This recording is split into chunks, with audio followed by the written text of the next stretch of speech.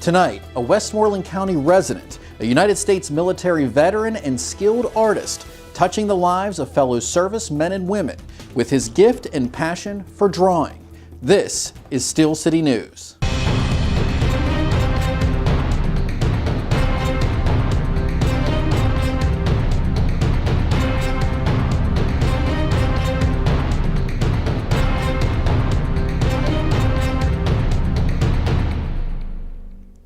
We were invited to Feathers Artist Market and Gifts in Irwin, Pennsylvania to meet Jack Otto, a Vietnam veteran who has created more than 360 drawings of unit insignias and vehicles with exceptional attention to detail.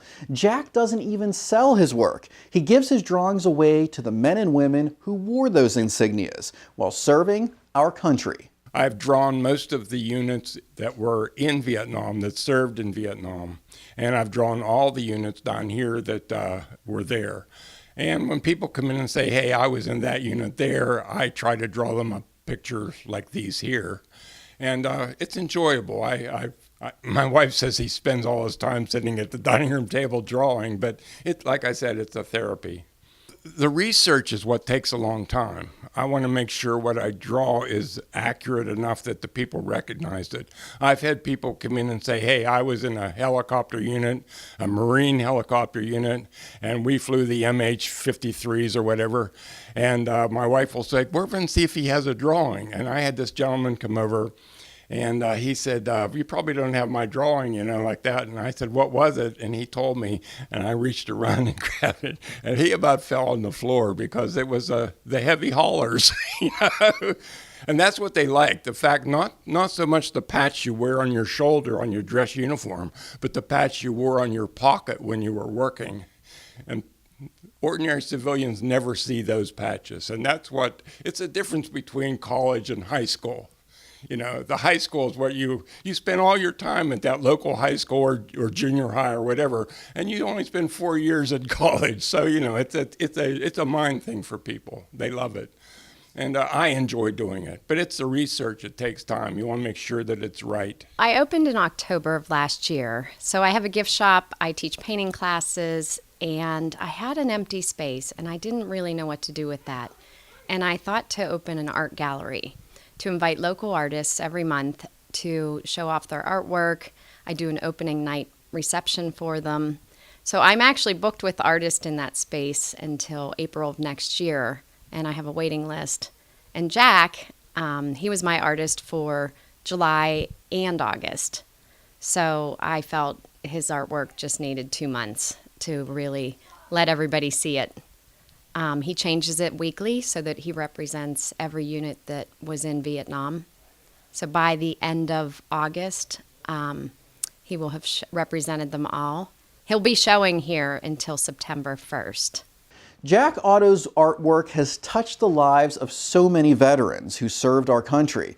And during our visit, we met Jim Delmar, a veteran from the 173rd who had seen his insignia during a newscast last week. He decided to stop by and meet Jack. Of course, Jack gave him the drawing, and then Jim also had a gift for Jack. Oh, that's nice. That's the first time I saw that. Is that the first time you saw it? Really? Yeah, that is something else. Yeah, let me get a close up. Yeah, and you've got the 79. He's sitting on the 79 shelf. Yeah,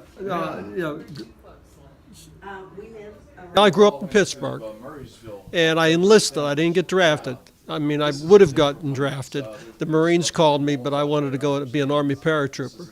And I didn't think there was paratroopers in the Marines at the time, so I went into the Army. My unit was the 173rd. We were stationed at a place called Bong Song. It's along the South China Sea. That's between the demilitarized zone and Cam Ranh Bay. And when you go into Vietnam, everybody goes through Cam Ranh Bay first. So our job was to patrol highways every other day and then fly out in the jungle and look for the VC. This is my unit's patch right here. And as far as the helicopter goes, I was in LZ English, and that's where our helicopters were. And my hooch was right next to the helicopter pad. Every other night, mortars would come in. They're trying to take out the helicopter pad. And there was a village down below our base camp. Of course, you couldn't see the VA where it came, but once the mortar rods would start coming in, our perimeter would open fire on the village. In other words, a VC could be cutting your hair one day, and at night he's firing on you. But there was a helicopter unit at LZ English, and you go on the internet and you can see the base on the internet. A lot of guys have sent their photographs in, and it was a pretty popular base at the time. First and second grade, I was always drawing. And I took art in high school, and then I went to the Art Institute in Pittsburgh. And there in Pittsburgh, I had a life teacher, a doctor, and he would come in and everybody would sit down, and I usually stood at the back of the room up against the windows, and I had my easel, and the model would come in and stand up there, and the teacher would walk around the room looking at people's drawings, and finally after about an hour he would come back and stand beside me, and then he would say, because he was a I believe Russian, but anyhow he would say, "At class, Atlantic City is done. How about you?" He called me Atlantic City because I drew like the people on the boardwalk, $5 draw your.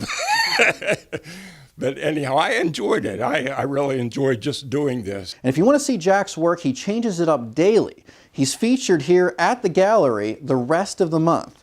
Thanks for watching.